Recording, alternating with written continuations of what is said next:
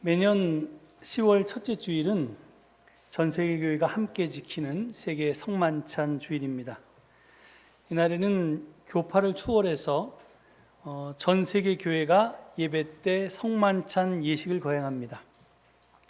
이 주일은 1933년에 미국 장로교 존 톰슨 커 목사님이 주도한 행사에서 비롯되었습니다. 그 목사님은 신학자이기도 했는데요. 그리고 기독교의 보편성을 강조하고 전 세계 교회가 하나의 공동체로서 성찬을 나누는 것을 통해서 연합의 상징을 만들고자 노력했습니다. 그 목사님의 제안을 받아들여서 1936년에는 미국 장로교가 세계 성만찬 주일을 공식적으로 지키기 시작했고요.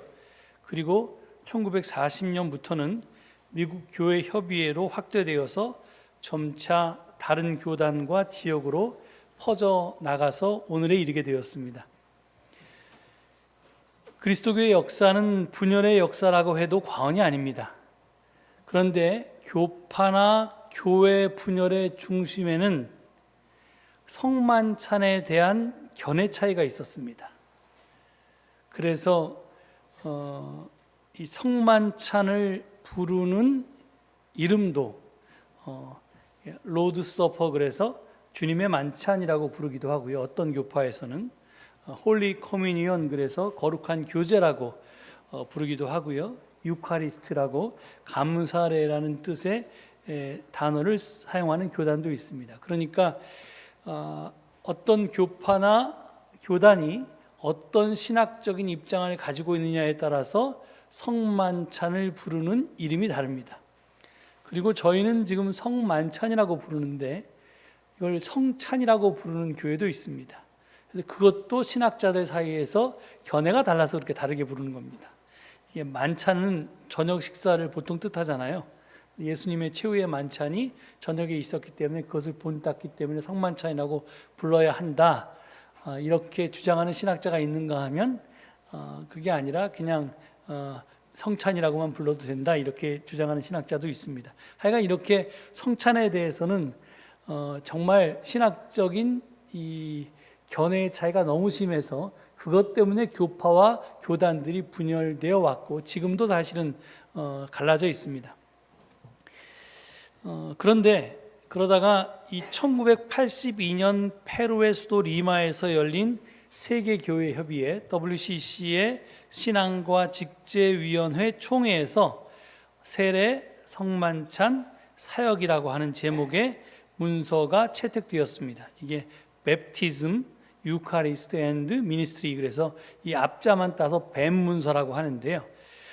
이 리마 문서 또는 뱀 문서라고 불리는 이 문서는 개신교회는 물론이고 동방정교회 그리고 로마 카톨릭 교회를 포함한 전 세계 교회가 함께 공유할 수 있는 성만찬 예식서를 그 문서 가운데 포함했습니다. 그러니까 이게 어떻게 되냐면 간단히 얘기하면요, 여러분 교회 역사를 보면 이제 로마 카톨릭 보편교회라고 하는 캐톨릭 교회가 먼저 세워지는데 여기에 대해서 몇몇 공유회가 일어납니다. 그래서 이제 어떤 신학적인 문제를 이제 의논하기 위한 회의요. 그런데 이 공유회 때 우리는 그 공유회의 결정사항을 받아들일 수 없다, 이렇게 하나하나 교회들이 갈라져 나가기 시작했습니다. 그래서 뭐 콥트 교회, 아프리카의 콥트 교회 같은 경우에 그 초창기에 있었던 7 공유회 때 갈라져 나간 거고요. 그러다가 나중에 이제 또 이 동방 정교회와 로마 카톨릭이 로마 제국이 동서로 분할되었을 때 그렇게 또 갈라져 나갔고요. 이런 식으로 해서 이제 계속 분열이 되는데요. 그래서 이 뱀 문서는 교회가 갈라지기 이전에 예배, 그러니까 초대교회의 예배 예식, 초대교회 성만찬 예식을 복원해서 어느 교파도 여기에 대해서 토를 달지 않도록 이렇게 문서를 만들었습니다. 그래서 그 예배 모범을 신학자들이 몇 년 동안 연구해서 이렇게 발표한 문서가 리마 예식서고요. 그 리마 예식서가 만들어짐으로 해서 전 세계 교회가 교리와 교파를 초월해서 그리스도 안에서 하나가 되어서 성만찬을 함께 거행할 수 있는 역사적인 계기가 마련되었던 것입니다. 이를 계기로 해서 세계 성만찬 주일이 더 확산될 수 있었습니다. 16세기 교회 개혁을 촉발했던 마틴 루터의 95개조 논제가 있습니다. 많은 신학자들은 이 뱀 문서가 그것과 버금가는 교회사에서 중요한 문서라고 평가를 합니다. 다만 이 16세기의 95개 논제는 교회 갱신을 의도했었지만 결과적으로는 그것 때문에 가톨릭 교회와 개혁 교회가 분열하는 그런 결과를 초래했다는 문제를 가지고 있습니다. 교회 갱신을 의도했는데 결과는 교회 분열이었습니다. 그런데 20세기에 발표된 이 뱀 문서는 교회 갱신을 의도했는데 그것을 통해서 이제껏 갈라졌던 교파들이 하나의 예식설을 가지고 성만찬으로 예배를 드릴 수 있게 되었다. 그래서 교회 일치를 구해냈다는 그런 성과가 있었습니다. 아무튼 오늘 우리가 지키고 있는 세계 성만찬 주일은 교회 분열의 주요 원인이었던 성만찬을 교회 일치의 지렛대로 삼았다는 데 큰 의미가 있습니다. 저는 오늘 성서 일과가 제시한 본문을 따르지 않았고요. 고린도전서 11장 17절 이하에 있는 성만찬 이야기를 본문으로 택했습니다. 이 이야기는 크게 세 부분으로 나뉘어져 있는데요. 저 화면을 보시면 11장 17절에서 22절이 그 세번역 성경을 보면 거기에 성만찬의 오용을 책망하다라고 하는 제목이 붙어 있습니다. 그리고 23절부터 26절까지에는 성만찬 제정사가 이렇게 소개되어 있고요. 그것은 이제 공간복음서에 마태, 마가, 누가복음서에도 똑같은 이야기가 있습니다. 그리고 다시 27절부터 34절까지의 주님의 만찬을 바르게 행하여야 한다라고 하는 소제목하에 또 이 성만찬에 대한 이야기가 17절부터 34절까지 이렇게 이어지는데요. 그 중에서 이제 1번 부분을 저희가 본문으로 택했습니다. 그러니까 이걸 보면요, 바울은 고린도 교회에서 잘못 행해지고 있던 성만찬을 꾸짖고 바로잡는 이야기 가운데, 즉 1번과 3번 이야기 가운데 샌드위치처럼 성만찬 제정사를 끼워 넣어 놓았던 것입니다. 우리가 잘 아는 그 성만찬 제정사를 한번 같이 보겠습니다. 내가 여러분에게 전해준 것은 주님으로부터 전해받은 것입니다. 곧 주 예수께서 잡히시던 밤에 빵을 들어서 감사를 드리신 다음에 떼시고 말씀하셨습니다. 이것은 너희를 위하는 내 몸이다. 이것을 행하여 나를 기억하여라. 식후에 잔도 이와 같이 하시고서 말씀하셨습니다. 이 잔은 내 피로 세운 새 언약이다. 너희가 마실 때마다 이것을 행하여 나를 기억하여라. 그러므로 여러분이 이 빵을 먹고 이 잔을 마실 때마다 주님의 죽으심을 그가 오실 때까지 선포하는 것입니다. 여러분, 이와 비슷한 이야기가 마가복음, 최초의 복음서인 마가복음, 그리고 그것을 기초로 해서 쓰여진 마태복음과 누가복음, 즉 공관복음서 모두의 마지막 만찬, 그러니까 이 라스트 서퍼라고 하는 그런 소제목에 실려 있습니다. 그런데 이 고린도전서 11장에 있는 성만찬 제정사는 이 세 가지 판본 가운데 누가복음과 가장 비슷하고요. 그 다음에 기억을 강조하고 있습니다. 이것을 행하여 나를 기억하라. Do this in remembrance of me. 이렇게 되어 있습니다. 여기서 예수님은 제자들에게 무엇을 기억하라고 하신 걸까요? 이 마지막 만찬은 주 예수께서 잡히시던 날 밤에 있었습니다. 그날은 바로 과월절, 6월절이었습니다. 6월절은 다른 말로 과월절이라고도 하는데요. 그리스어로는 파스카이고요. 그리고 영어로는 패스오버입니다. 그러니까 이게 6월절의 저 한자가 제가 옛날에 중고등학교 다닐 때는 6월절이 6월에 있나 보다 그랬어요. 근데 그 6월이 6월절이 아니고 저거 넘을 유자와 넘을 월자를 씁니다. 그러니까 이제 넘어간다는 뜻입니다. 과월절도 사실은 지날 거니까 같은 뜻입니다. 이 영어로 하면 정확한 뜻인데 패스오버, 건너뛰다는 겁니다. 그러니까 재앙이 넘어가다, 건너뛰었다라고 하는 뜻을 가지고 있습니다. 여러분 출애굽 사건을 보면요, 그때 하나님께서는 이집트에 10가지 재앙을 내리셨지요. 마지막 10번째 재앙은 처음 난 것들의 죽음이었습니다. 그래서 장자들을 치셨다 이렇게 표현하고 있는데요, 개역성경은. 그런데 모든 이집트에 살고 있는 사람과 동물들의 맏배들은, 장자들은, 그러니까 처음으로 난 것들은 다 죽었는데 양의 피를 상인방과 좌우 문설주에 바른 집은 재앙 없이 그냥 넘어갔습니다. 그래서 이렇게 와서 천사가 그 집의 장자를 죽이려고 하다가 거기에 상인방과 문설주에 양의 피가 묻어 있으면 이건 우리 편이구나 이렇게 생각해서 그걸 건너뛰었다는 겁니다. 그러니까 패스 오버한 거예요. 그래서 유월절은 이 사건에서 유래한 명칭이고요, 하나님의 도움으로 재앙에서 구원받았다는 의미를 담고 있습니다. 자, 예수님과 제자들의 마지막 만찬은 바로 이 유월절 음식이었는데, 예수님은 빵과 포도주를 나눠주시면서 이것은 내 몸이다, 이것은 내 피다 라고 말씀하심으로써 그것들의 당신의 죽음과 관련된 의미를 부여했습니다. 그러니까 빵과 포도주에 당신의 몸과 피를 연상시키게 했고, 그리고 당신의 죽음과 이 빵과 포도주가 연관이 되어 있다라고 이렇게 말씀하신 겁니다.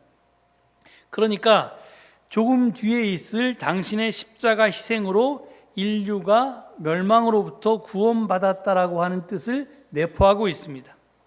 따라서 우리가 이 성만찬 제정사를 들으면서 복음서를 읽거나 아니면 고린도전서의 말씀을 읽으면서 기억하라고 하면 예수님의 십자가 희생과 그로 인한 구원 사건을 떠올리게 됩니다. 그런데 여러분, 이게 전부일까요? 저는 아니라고 생각합니다. 만약 우리가 그것만 기억한다면 우리는 예수님에게서 덕을 본 것만 기억하게 됩니다.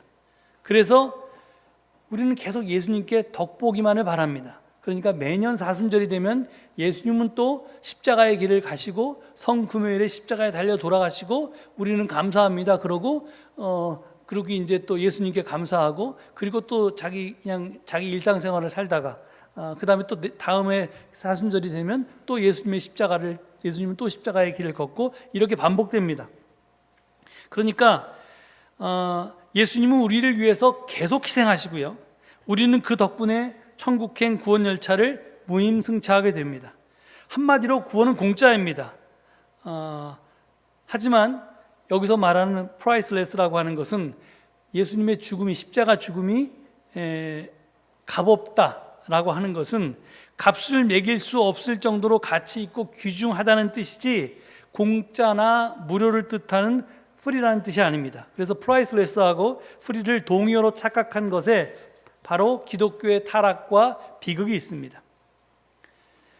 우리는 성만찬 제정사에서 예수님이 기억하라고 했을 때 그 앞에 이것을 행하여 라고 하는 말이 붙어 있는 것에 주목해야 합니다. 예수님은 이것을 행하여 나를 기억하라 이렇게 얘기했습니다.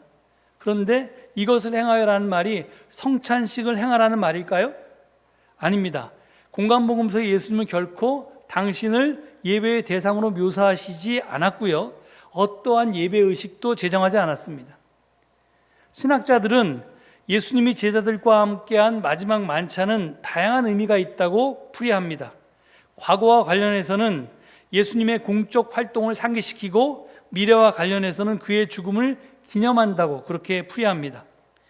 우리가 잘 알듯이 예수님의 공적 활동은 하나님 나라 운동이었습니다. 하나님의 나라가 하늘에서와 같이 이 땅에 이루어지는 현실을 위해서 예수님께서는 이 땅에 오셨고 그것을 위해서 활동하셨고, 그러다가 결국은 그것을 방해하는 세력에 의해서 십자가에서 죽임을 당하셨습니다. 그리고 그 하나님 나라 운동은 제가 누차에 걸쳐서 말씀드렸듯이 열린 밥상 공동체를 통해서 실현되었습니다.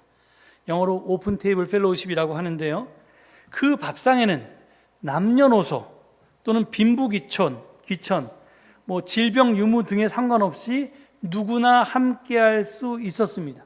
그러니까 보통 사회 사람들이 둘러앉아 먹는 밥상에는 남자 따로 여자 따로 먹거나, 그 다음에 부자는 부자끼리 먹고 가난한 사람은 가난한 사람끼리 먹고, 그리고 또 병이 든 사람들은 그 식탁에 오지 못하고 죄인이니까 밖에서 몰래 그냥 밥을 먹었어야 되는데, 그런 거 없이 남녀노소 빈부귀천 질병 유무에 상관없이 누구나 그 식탁에 함께 할 수 있었고요. 모두가 삥 둘러앉아서 같은 음식을 나누어 먹었습니다. 우리는 지금 성만찬을 거행할 때 빵 한 조각과 한 모금의 포도주만 받습니다. 하지만 예수님의 열린 밥상 공동체나 또는 그것을 이어받은 바울의 주님의 만찬은 실제적인 식사를 나누어 받았지, 이렇게 예식적인 그런 어떤 조금만 받은 게 아니었습니다. 그러니까 사람들은 이 차별 없는 식사 자리에서 평소 때 무시당하고 배고프고 뭐 업신여김을 당하고 이랬던 사람들이 이 예수님 안에서 모든 사람들이 차별 없이 환영받고 또 가지고 있는 것을 서로 나누면서 이런 게 하나님 나라구나 하는 것을 직접 밥 먹으면서 체험할 수 있었던 것입니다. 그리고 그 운동이, 그 열린 밥상 공동체 운동이 하나님 나라가 무엇인지를 실제로 체험하게 했고, 그것이 쭉 번져나가면서 예수님의 하나님 나라 운동이 전개되었던 것입니다. 사도 바울은 예수님의 하나님 나라 운동을 에클레시아 운동, 교회 운동으로 계승했습니다. 그리고 열린 밥상 공동체를 주님의 만찬으로 재현했습니다. 세례를 받고 교회 공동체 안으로 들어오면 거기에서는 남자와 여자, 주인과 종, 유대인과 이방인의 차별이 없었습니다. 누구나 다 똑같이 그 교회 공동체 안에서 똑같은 이제 교인으로 인정받았습니다. 지금 화면에 나오는데요. 이 차별 철폐는 로마식 만찬과 다른 주님의 만찬을 통해서 실현되었습니다. 제가 예전에 했던 성경 공부 역사적 바울의 도전에서도 설명했었는데 그 도표를 하나 가져왔습니다. 로마식 만찬과 주님의 만찬은 다음과 같은 차이가 있었습니다. 로마식 만찬은 위가 있었습니다. 왕이나 귀족같이 높은 사람들은 이렇게 높은 자리에 앉아서 밥을 먹었고요. 그 다음에 이렇게 평민들이나 아니면 하인들은 저 밑에 자리에서, 구석 자리에서 밥을 먹었습니다. 그러니까 위계가 있고 없고, 그리고 윗사람들이 먹는 음식은 고급 음식이었고 맛있는 음식이었고 따뜻한 음식이었던지 그것에 반해서 저 밑에 평민들이나 종들은 그냥 먹다 남은 찌꺼기 같은 음식들, 식어 빠진 음식들, 그런 것들을 먹었습니다. 그래서 그 식탁은 차별적인 자리였고 주님의 만찬은 똑같은 식탁이었습니다. 그래서 주님의 만찬을 할 때는 여러분 최후의 만찬하는 그림 보셨잖아요. 그 유명한 그림들을 보면 그 식탁이 동그랗잖아요. 예수님의 식탁은 동그랍니다. 동그랗다는 것은 그 식탁에 누구나 다 똑같은 위치에 있다는 겁니다. 그런데 로마식 만찬은 이렇게 지금의 소파 같은 데서 이렇게 누워가지고 하인들이 서빙하는 시중을 드는 음식을 이렇게 접시 앞에다 놓고 이제 손으로 집어 먹었습니다. 그러니까 하나는 불평등의 자리였고요, 주님의 만찬은 평등의 자리였습니다. 이렇게 차이가 있었습니다. 오늘 본문 말씀은 바로 이와 같은 맥락에서 나온 것입니다. 본문과 이어지는 이제 마지막 11장 33절에 보면 사도 바울은 이렇게 말합니다. 그러므로 나의 형제자매 여러분, 여러분이 먹으려고 모일 때에는 서로 기다리십시오. 이런 말이 나옵니다. 이 말이 뜻하는 바는 뭐냐면, 지금 우리는 교회에 와서 예배 시간이 되면 예배를 드리지만 초대교회 사람들은 이게 기독교가 유대교와 분리되어 있지 않기 때문에 예배는 어디 가서 드려요? 안식일날 유대교 회당에 가서 예배를 드립니다. 그리고 주일날 그들은 따로 모여서 주님의 만찬을 나눈 거예요. 밥을 먹었어요. 즉 애찬을 나눈 겁니다. 그렇게 애찬을 나누는데, 애찬을 나누려고 오는데 어떤 사람은 빨리 왔고 어떤 사람은 늦게 왔다는 겁니다. 어떤 사람이 빨리 왔냐 하면 당연히 사장님 같이 아무 때나 자기 시간 마음대로 뺄 수 있는 사람은 빨리 와서 밥을 먹었고요. 그 다음에 이렇게 점원이나 노동자 같이 자기 시간을 마음대로 낼 수 없는 사람은 일을 다 마친 다음에 또는 야근까지 한 다음에 늦게 왔습니다. 그러니까 부유하고 권력이 있던 사람은 일찍 와서 그 집 주인이 이제 차려놓은 음식, 그리고 자기들도 가져온 음식을 거기서 놓고 먹었습니다.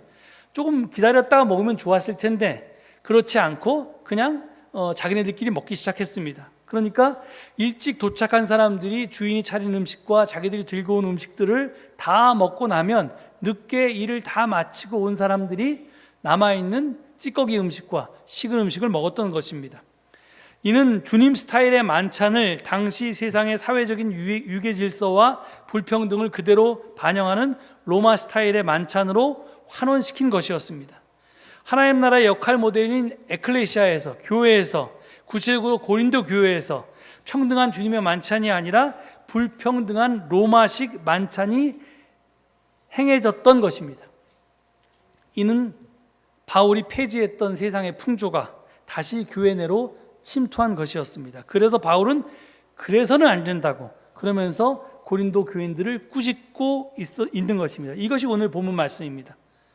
그리고 본문에 이어서 자신이 전해받은 것을 고린도 공동체 구성원에게 다시 전해줍니다. 그게 바로 아까 읽었던 성만찬 제정사인데요. 거기에 나오는 이것을 행하여 나를 기념하라 라는 말은 예수님의 십자가 희생과 그로 인한 구원 사건을 기억하라 라는 말이 아닙니다. 그것만 뜻하지 않고요. 그 전에 과거의 사건을 기억하라는 말인데 예수님의 열린 밥상 공동체와 그것을 계승한 교회 공동체의 주님의 만찬이 평등한 식사였다는 것을 기억하고 그것을 행하라는 말에 다름이 아닙니다. 그렇기 때문에 잘못된 공동식사, 로마식 만찬을 꾸짖는 이야기 가운데 주님의 만찬 이야기를 바울은 지금 집어넣어 놓았던 것입니다. 그렇다면 성만찬이라고 하는 것은요, 예수님으로 인해서 덕을 보겠다는 예식이 아닙니다. 예수로 인해서 내가 이익이나 도움을 입겠다는 것이 전부가 아닙니다.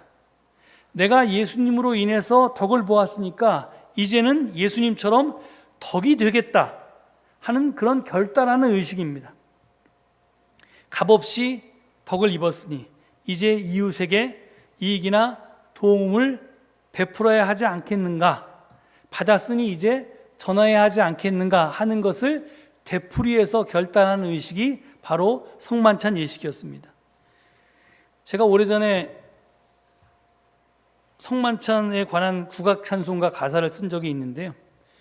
이게 제가 원래 성격이 직선적이라서 이게 시적으로 쓰지 못하고 정확하게 제가 생각하는 이해하는 성만찬이 무엇인지를 표현한 가사입니다. 그런데 저게 하여튼 채택이 돼서 하여튼 작곡이 두 사람이나 작곡해가지고 지금 국악 찬송가에 실려 있는데 제가 한번 읽어보겠습니다. 부끄럽지만 함께 떡을 나누자 너 위한 내 몸이니 함께 잔을 나누자 너 위한 보혈이니 함께 떡을 나눌 때 주와 나 한 몸 되고 우리 잔을 나눌 때 너와 나 하나 되네.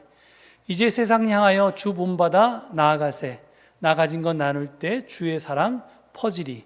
주가 희생했듯이 우리 서로 위할 때 주의 나라 이 땅에 누룩같이 퍼지리. 그러니까 제가 이 가사에서 쓴 것은 그냥 성찬식이 하나 되는 예식으로 끝난 게 아니라는 겁니다. 예수님께로부터 받은 사랑 이제 나누며 살자는 결단의식이라는 것을 뜻하고 있습니다. 여러분, 우리가 지금 창조주를 맞아서 6주째 탄소금식 중입니다. 우리가 아무 생각 없이 지금처럼 살면 제가 누누이 강조한 것처럼 인류의 미래는 없습니다. 물론 우리는 선진국에 사니까 어느 정도 버틸 수 있을 것입니다.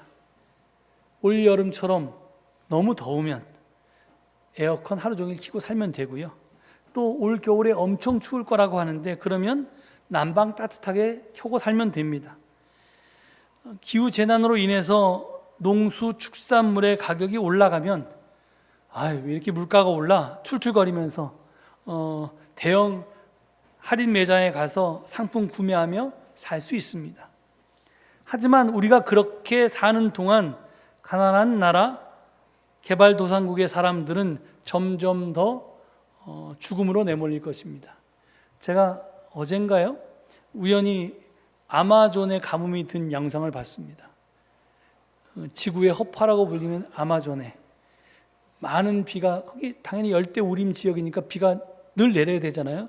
근데 비가 안 내렸습니다. 그래서 한강보다 더 넓은 강이 완전히 말라붙어서 사람들이 그 강을 걸어서 건너는 그런 동영상이었습니다. 그리고 이제 더 이상 아마존이 회복될 수 없을지도 모른다. 이런 뉴스였습니다. 그리고 그것은 누구 때문이냐? 물론 사람들이 아마존을 개발해서 뭐 이렇게 목초지를 만들어서 소도 키우고 그거 나무 베놓고 거기 밭을 만들어서 뭐 팜유도 키우고 커피도 키우고 그러는 것 때문인데 그 사람들이 그걸 왜 키워요? 선진국 사람들이 소고기 사 먹고 우리들이 커피 마시고 우리들이 팜유를 사용하기 때문에 그렇습니다. 그러니까 그게 브라질 사람들, 아마존 원주민들 때문에 그렇게 되는 게 아니라 사실은 이게 다 연결되어 있는 것입니다. 바로 이것이 우리가 성만찬에 참여하면서 덕을 볼 생각만 하지 않고 덕이 될 생각을 해야만 하는 이유이기도 합니다. 우리가 유니세프나 월드비전 같은 구호단체에 후원만 하는 것이 저들을 돕는 길이 아닙니다. 후원보다 중요한 것은 올바른 소비 생활을 하는 것입니다. 탄소 금식과 탄소 원금으로 기후 정의에 힘쓰는 일이 저들을 기후 지옥으로부터 구해내는 궁극적인 해결책이기 때문입니다. 마가복음 12장 48절을 보면요, 예수님께서 이렇게 말씀하십니다. 많이 받은 사람에게는 많은 것을 요구하고 많이 맡긴 사람에게는 많은 것을 요구한다. 우리가 가진 것은 우리 것이 아닙니다. 하나님께로부터 받은 것이고요, 하나님께서 우리에게 맡긴 것입니다. 내가 하나님께로부터 받은 것이 많고 하나님께서 나에게 맡긴 것이 많다면 지금 예수님 뭐라고 말씀하세요? 더 많이 요구하신다고 합니다. 주님은 이제 받기만 하지 말라고 하십니다. 나누라고 하십니다. 베풀라고 하십니다. 희생하라고 하십니다. 덕이 되라고 하십니다. 그래야 기후 지옥을 막을 수 있고 인류 모두가 구원받을 수 있다는 것입니다. 오늘 세계 성만찬 주일을 맞아서 이것을 행하여 주님을 기억하는 우리 모두가 될 수 있기를 간절히 소망합니다. 이 말씀 되새기시면서 잠시 침묵 가운데 기도하시겠습니다.